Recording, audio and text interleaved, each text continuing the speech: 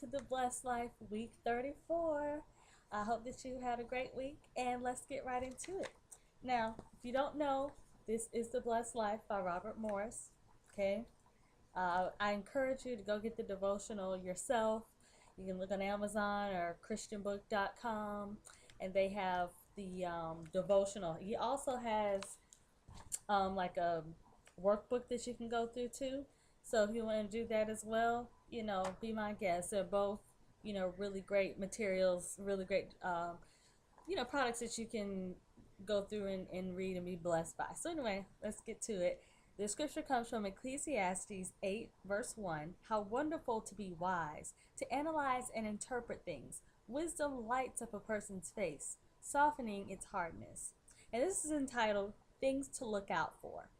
As you know by now, my wife and I, by God's grace, have been used in the area of giving for many years.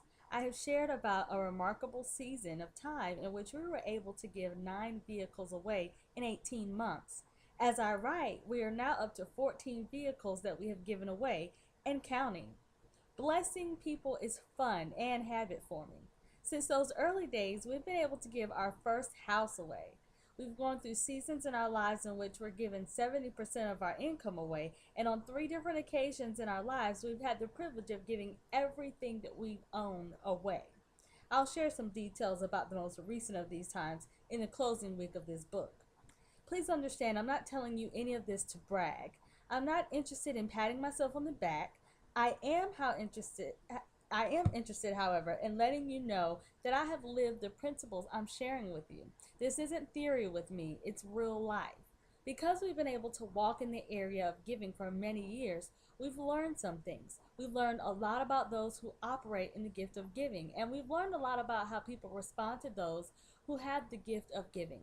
I remember, for instance, a time the Lord spoke to us about giving $1,000 to some acquaintances who had a need. When we gave them the money, their response was, of course, $1,000 to you guys is like only $100 to a lot of people. The implication was that we had more money than we knew what to do with, and that giving $1,000 away was not a sacrifice for us. This hurt us, and we didn't understand why they would make such a statement. We had just given them $1,000. Why was their response? Why wasn't their response, "Thank you so much"? Why would they say, "Of course, $1,000 to you guys is like only $100 to a lot of people"? That wasn't true, of course. $1,000 has the same purchasing power regardless of who is holding it.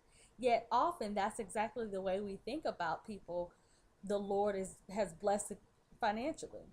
Statements like that one couple gave reveal insensitivity, ingratitude, and wrong thinking about money.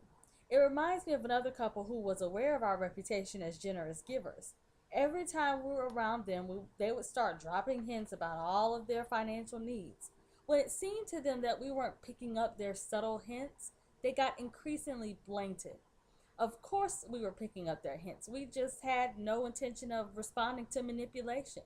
I remember on one occasion when one of them said, "Yeah, we were short this month on some of our bills, but of course, you two wouldn't know anything about that." Of course, we knew quite well what it's like to have too much month at the end of our money. We had experienced times in which we had to trust God for meeting our basic needs. Even people who have been blessed tremendously by God still know times in which they've had shortfalls. The unfortunate truth is that if you operate in the spiritual gift of giving, you are almost certainly going to encounter the ungrateful, insensitive, or the manipulative. It comes with the territory. So hey, stay tuned for the food for thought.